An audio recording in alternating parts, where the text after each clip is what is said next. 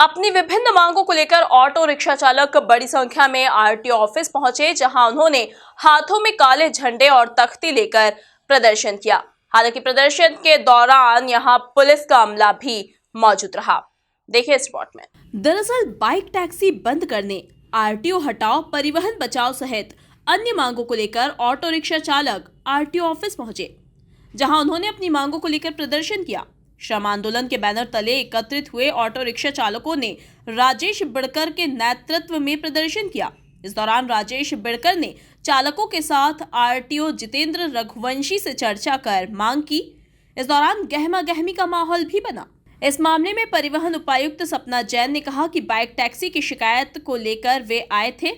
इस मामले में पहले भी ओला व रैपिडो को नोटिस दिया गया है। मामले में नियमानुसार कार्रवाई की जाएगी। ओला और रैपिडो की जो बाइक टैक्सी चल रही है उसके रिगार्डिंग इनका इशू था कि कुछ टैक्सी जो है वो बिना रजिस्ट्रेशन के चल रही हैं। जो उनका रजिस्ट्रेशन है उसमें जितनी अनुमति ली गई है उससे ज़्यादा चल रही हैं, तो उसके रिगार्डिंग उपस्थित हुए थे वो लोग। उसमें पहले भी जो ओला और रैपिडो है दोनों को ही नोटिस दिया हुआ है विभाग से, इसी इशू के रिगार्डिंग दिया हुआ है कि जितनी रजिस्टर्ड है उससे ज़्यादा टैक्सी चला रहे हैं।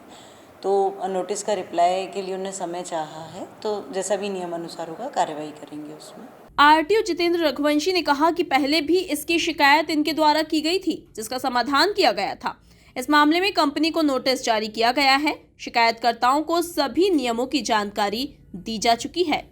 ये ऑटो रिक्शा चालकों का यूनियन का प्रतिनिधित्व करते हैं और उनकी समस्या लेकर वो हमेशा जिला प्रशासन या क्षेत्रीय परिवहन कार्यालय में अपना ज्ञापन एवं प्रदर्शन करते हैं। पूर्व में भी इनके द्वारा जो शिकायत की गई थी कि ऑटो रिक्शाओं के जो वाहन स्वामी हैं उनको पर्याप्त सवारियां नहीं मिल रही हैं और टैक्सी के रूप में बाइक चल रही हैं और उनके पास कोई लाइसेंस नहीं है।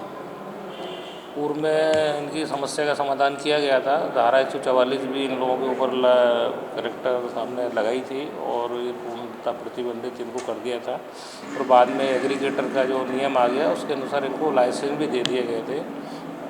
अभी दोबारा से फिर इन लोगों की समस्या ये हुई कि जो बाइक टैक्सियाँ हैं ये अवैध रूप से चल रही हैं, तो इसमें हमने भी कार्रवाई की थी। करीब 70 वाहनों को हमने जब्त किया था और जब्त करने के बाद जिन कंपनियों के ऐप से चल रही थी हमने उनको नोटिस जारी किए।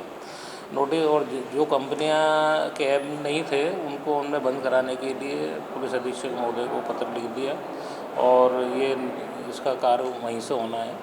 इसका लाइसेंस, एग्रीगेटर का लाइसेंस डिप्टी ट्रांसपोर्ट कमिश्नर के यहाँ से जारी किया जाता है। इसका निलंबन या निरस्तीकरण का कार्रवाई मेरे द्वारा नहीं होती है।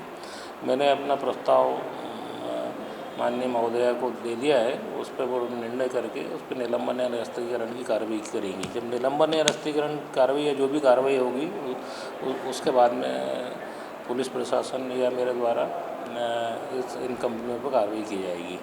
तो स्वयं ऑटो किसी भी चीज़ का हम लोग नहीं ले सकते हैं कि आज हमने कोई कार्रवाई की है और कल हम उनको बिना सुने उनका लाइसेंस निरस्त कर दें। नियम और विधि के विपरीत होता है। इन लोगों को समझाने के लिए भी, लेकिन इस बात को समझाया भी गया था कि हम आपके उसमें कार्रवाई कर रहे हैं, लेकिन अब उनको अपना पक्ष रखना था तो वो आज इस कार्यालय में आए। आप लोगों के सामने भी उन्होंने बोला कि एग्रीगेटर कोई चीज़ नहीं होती है, एग्रीगेटर का कोई नियम नहीं होता है। कोई नियम के बिंदु हम किसी प्रकार का कोई लाइसेंस नहीं देते। उनको हमने इस तरह के नियम और सब चीज़ें विधि के अनुसार उनको बता दी हैं और जैसा भी डिप्टी डीसी महोदया इस पर निर्णय लेंगी आगे हम कार्रवाई करेंगे।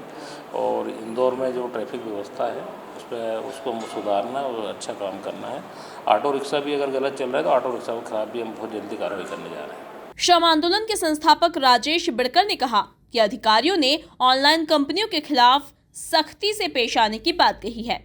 अधिकारियों ने कार्रवाई का आश्वासन दिया। कई बार शिकायतें की लेकिन कोई निराकरण नहीं निकला। शिकायतों के बाद आरटीओ ने जन सुनवाई शुरू की है। 70 लोगों ने शिकायत पत्र आरटीओ को दिए हैं। देखिए, आज हमारे डिप्टी कमिश्नर परिवहन विभाग से बात हुई और उन्होंने ये कहा कि ऑनलाइन कंपनी के खिलाफ वो सख्ती से पेश आएंगे। हमने एक ही निवेदन किया कि आरटीओ के मीटर के हिसाब से उनका मीटर रेट होना चाहिए और दूसरा जितनी अवैध रूप से बाइक टैक्सियाँ शहर में चल रही है उसको प्रतिबंधित किया जाना चाहिए। तो आरटीओ ने एक पत्र दिया है, पत्र में पुलिस साइबर क्राइम को लिखा है कि ऐसी कंपनियों के खिलाफ एप्लीकेशन बंद करके उसके खिलाफ कार्रवाई करना चाहिए। आज काफ़ी चर्चा हुई और चर्चा में दे के सोल्यूशन ये निकला कि बहुत जल्दी ये कार्रवाई का आश्वासन दे रहे, पर हमारा सबसे ज़्यादा विरोध ये था कि पिछले 2 साल से हमने 14 ज्ञापन और जन सुनवाई 5 बार गए, पर कोई निराकरण निकल नहीं आया। मगरमच्छों को ये लोग छोड़ दिया करते और छोटी छोटी मच्छियों पे कार्रवाई करते थे। जब भी हम कोई आवेदन निवेदन करने का, इन्होंने 10, 20, 25 बाइक पकड़ी, 100 बाइक पकड़ी और इन्होंने बाकी कार्रवाई को एकदम ढीले में छोड़ दिया। तो हम 2 साल से जो संघर्ष का परिणाम ये हुआ कि आने वाले समय में हम देखेंगे कि अगर बाइक टैक्सियाँ बंद नहीं हुई तो इसके लिए हमको और ऊपर के स्तर तक जाना पड़ेगा। पर आश्वासन में मुझे ऐसा लगता है कुछ ना कुछ ये कार्रवाई करेंगे। पिछले 5 सालों में एक दिन भी जन सुनवाई मंगलवार को नहीं हुई। वो तो इतनी शिकायतें करने के बाद आरटीओ साहब ने मंगलवार को जन सुनवाई चालू करी और जन सुनवाई में हम आज पहली बार आए और 70 लोगों ने अपने शिकायत पत्र आरटीओ को सौंपेंगे। बहरहाल अब देखना लाजमी होगा कि इस मामले में आगे क्या कार्रवाई होती है। एमपी न्यूज़ के लिए इंदौर से अरुण यादव की रिपोर्ट।